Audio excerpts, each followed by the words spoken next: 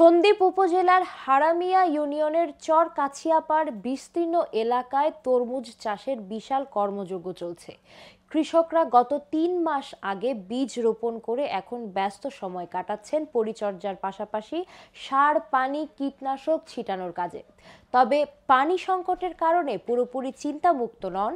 খাল বিলে পানি সংকট চলছে, দূর থেকে সেচের পানি পাম্প থেকে আনতে হচ্ছে। উপজেলার বেশিরভাগ জমিতে তরমুজের গাছ অনেক বড় হয়ে গেছে, গাছে ফুল ও ফল আসা শুরু করেছে।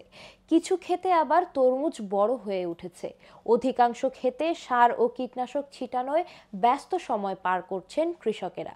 তবে প্রচণ্ড খরার কারণে মাঠের মধ্যে খাল বিলগুলো শুকিয়ে যাওয়ায় ক্ষেতে সেচের পানির তীব্র সংকট দেখা দিয়েছে। ফলে লোকসানের আশঙ্কায় এলাকার হাজারো কৃষক দিশেহারা হয়ে পড়েছেন। কৃষকরা বলেন, কম বিনিয়োগে আর কম পরিশ্রমে বেশি লাভ হওয়ায় তরমুজ চাষ শুরু করেছি বছর ২ ধরে। তবে তরমুজ চাষের শেষ সময়ে সেচ সংকট তীব্র হয়ে ওঠে।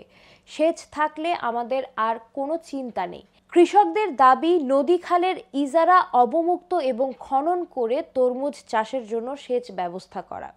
সন্দ্বীপ উপজেলা কৃষি কর্মকর্তা মারুফ হোসেন বলেন, এসএসিপি প্রকল্প এবং চর প্রকল্পের আওতায় তরমুজের প্রদর্শনী এবং অন্যান্য কর্মসূচি ও উপজেলা কৃষি অফিসের নিজস্ব উদ্যোগে এবছর সন্দ্বীপের বিভিন্ন ইউনিয়নে প্রায় ১০০ একর জমিতে তরমুজের চাষ হয়েছে। এছাড়াও উরিরচির সহ অন্যান্য চরেও তরমুজের বাম্পার ফলন হয়েছে। বাংলাদেশের চর এলাকায় আধুনিক কৃষি প্রযুক্তি সম্প্রসারণ প্রকল্প এবং এসএসিপি প্রকল্প সহ অন্যান্য বিভিন্ন কর্মসূচি এবং উদ্বুদ্ধকরণের মাধ্যমে সন্দ্বীপ উপজেলায় এবছর প্রায় কৃষক পর্যায়ে ১০০ একর জমিতে তরমুজের চাষ হয়েছে এবং রমজান এবং তাছাড়াও গরম পড়ে যাওয়ায় আমাদের তরমুজের মার্কেট ভ্যালু বেশ ভালো থাকায় কৃষকরা লাভের সম্মুখীন হচ্ছে বলে আমাকে বলেছে এবং আমাদের কৃষি অফিসের পক্ষ থেকে আমরা সার্বক্ষণিক কৃষকের সঙ্গে যোগাযোগ রাখতেছি।